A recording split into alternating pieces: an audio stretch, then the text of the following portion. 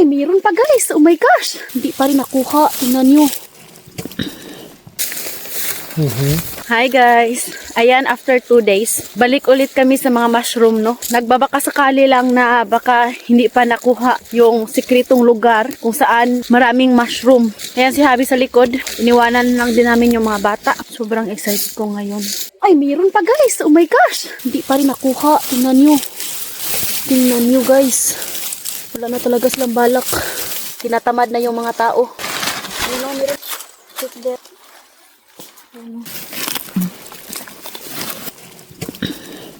Yan o.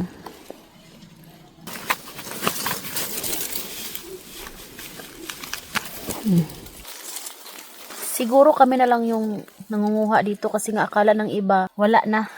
Ayan o. Ay. Pangatlong kuha na namin to sa mushroom. Ay. Tingnan nyo guys. Opa.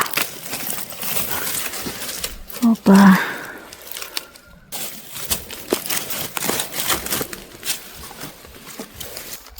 Alam nyo, hindi na kami bumibili pa ng mushroom. Kasi nga, kami na lang yung nanguha ni Habi. Oh, ang ganda oh. Tingnan nyo oh.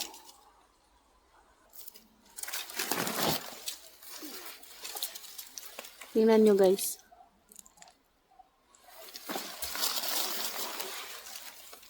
Ayan. Yung iba nakuha na kasi nga nung pagpunta namin dito is ang dami dito. Ngayon wala na. I'm so happy kasi nga hindi nasira yung mga mushroom. Ayan ito.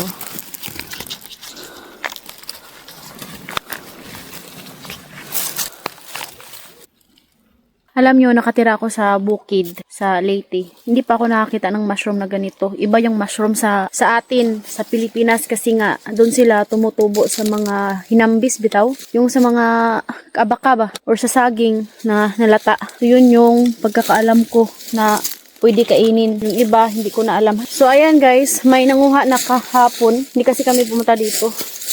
So, ayan. So, happy kasi nga, nasisira lang siya kung hindi kunin ba. Give and take. Yan o, sobrang linis yung puno. Maliliit pa dito. Dito kami ngayon sa kabila. May nakita rin kami ditong maliliit.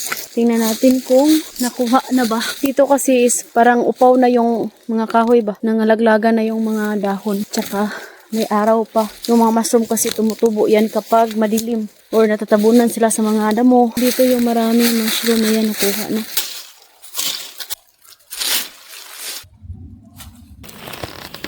Yan yung nakuha namin. Oh, ito. May nakukuha pa rin tayo. Itong pangunguha ng mushroom is sipagan lang talaga to.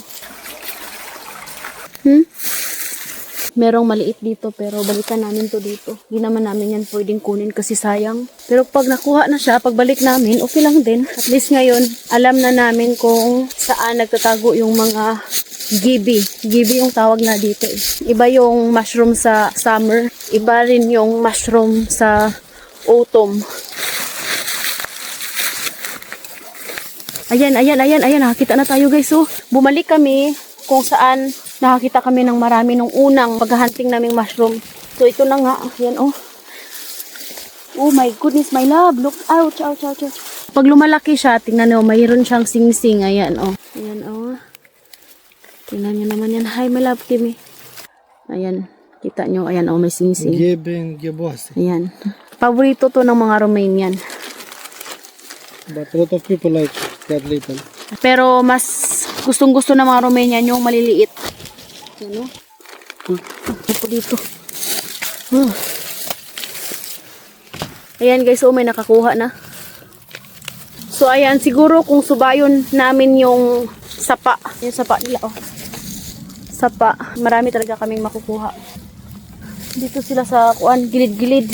Yung mga ibang Romanian ba. Kahit saan lang din nilalagay yung basura nila. Ayan. Very wild. Parang nakakatakot din dito kay yung maririnig mo lang is yung mga hayop. Yeah.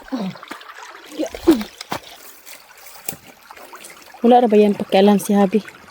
Ano?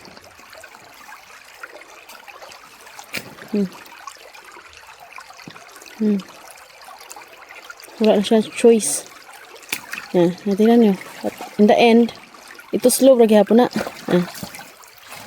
So, ayan guys, pakita namin yung mushroom na nakuha namin. Ayan, marami-rami pa rin. Ayan. Ito, pag lumaki na siya, ganito yung hitsura. Uuwi na kami, no? Kahit konti lang yung nakuha namin ngayon. Thanks God pa rin kasi bawi naman nung unang araw na nanguha kami, sobrang dami. Hindi talaga sa lahat ng pagkakataon, marami yung kuha. So, be thankful. Ayan, oh. Meron pa dito.